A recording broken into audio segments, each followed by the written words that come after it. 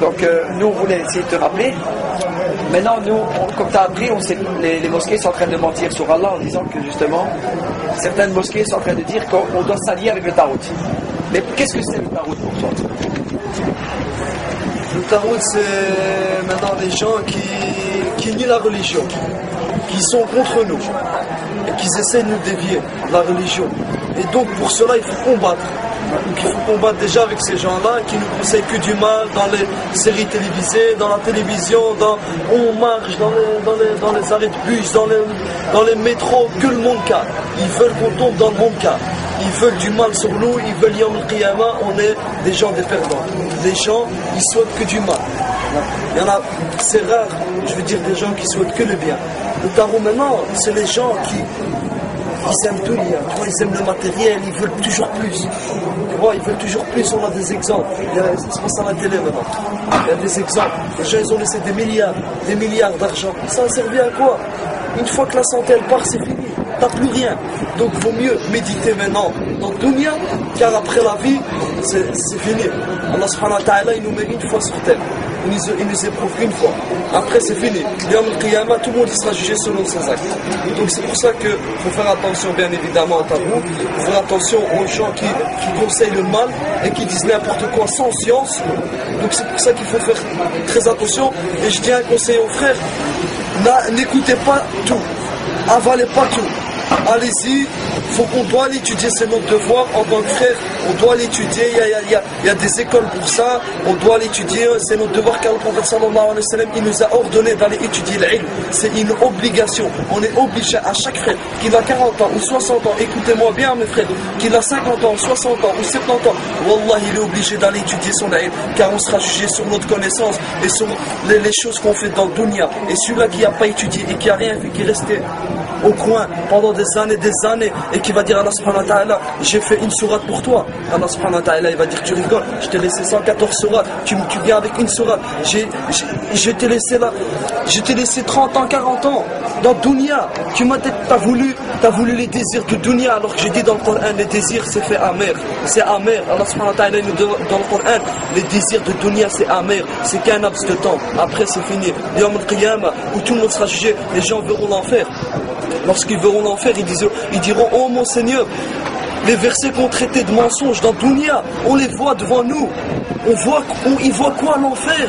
L'enfer, Allah il leur dira même si je vous remets dans Dunya, car les gens ils vont dire remets-moi dans Dunya, car j'ai envie de faire une action pour toi mon Seigneur, que pour toi. Allah il va lui dire même si je te remets dans Dunya, je sais comment vous êtes, je suis votre créateur donc je vous connais, vous allez refaire la même chose. Donc n'écoutez pas n'importe quoi mes frères, Inch'Allah il faut travailler sur l'iman, car la foi elle monte, elle descend, il faut rester avec les gens bien, les gens qui souhaitent le bien et non pas les gens qui souhaitent les mauvaises choses, les mauvais regards, les mauvaises fréquentations. Il faut faire très attention. Le prophète sallallahu alayhi wa sallam il nous a averti de ces choses-là. Il faut se réveiller mes frères. Il y a le monde car, wallah, il y a le monde car. Les gens ils se rencontrent même pas. La musique c'est normal, les filles c'est normal, la fume c'est normal. Allah il déhomme, qu'Allah les guide, qu'Allah nous guide, qu'on comprend dans ce chemin-là. Voilà mon frère, on doit réfléchir parce que on est apte. Allah il nous a donné le bien et le mauvais. On attrape 7-8 ans, on connaît c'est quoi, on connaît le bien et le mauvais. Donc maintenant, tout le monde il sait ce qu'il fait. Il n'y a pas moi je connais pas ou là. Tout le monde il sera jugé. C'est simple et efficace par notre créateur. Quand Allah subhanahu wa ta'ala il demandera les comptes, c'est fini à mon frère. Après tu fais tout ce que tu veux. Tu vas pleurer, tu vas crier, il n'y a rien. Où c'est l'enfer, où c'est le paradis. Il n'y a pas 2000 solutions, il n'y a pas 2000 chemins. Yom al-Qiyamah.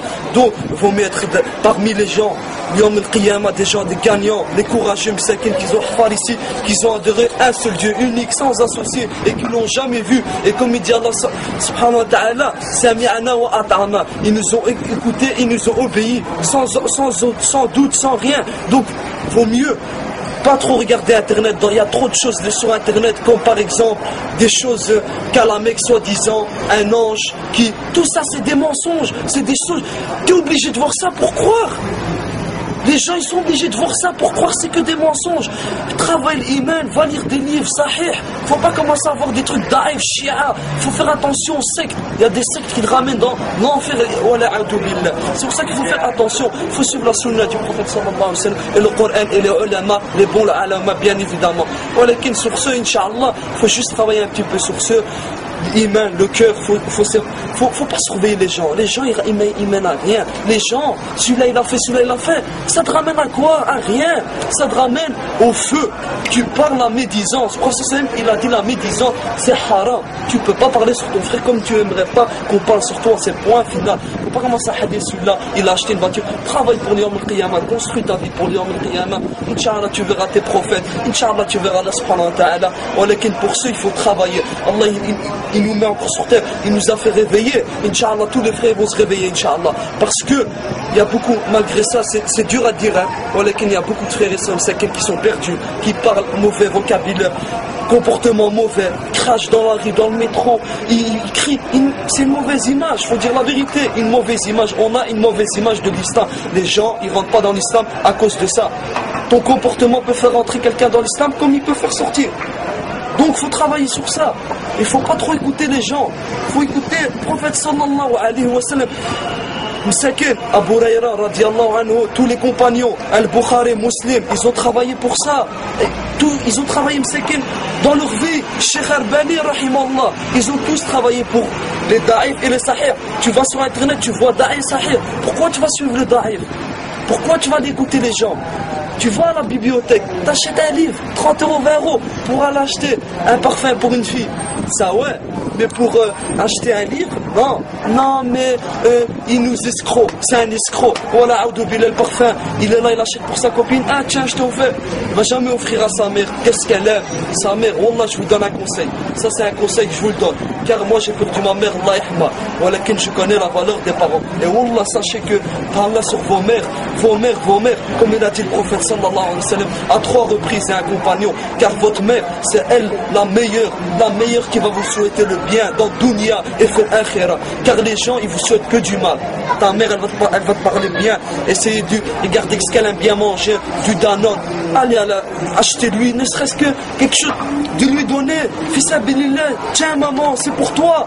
À l'époque, si on lit les histoires des comportements, les Sahaba qu'ils avaient, il y en avait un, Wallah, il avait peur de manger dans l'assiette de sa mère. Parce qu'il avait peur que sa mère ait aimé quelque chose, qu'il aurait mangé, qu'il aurait fait mal. Nous on fait quoi maintenant? On fait tout le contraire, on fait le monde calme, on crie sur nos mères, on crie sur nos pères, on rabaisse nos pères, nos mères, on crache, on frappe.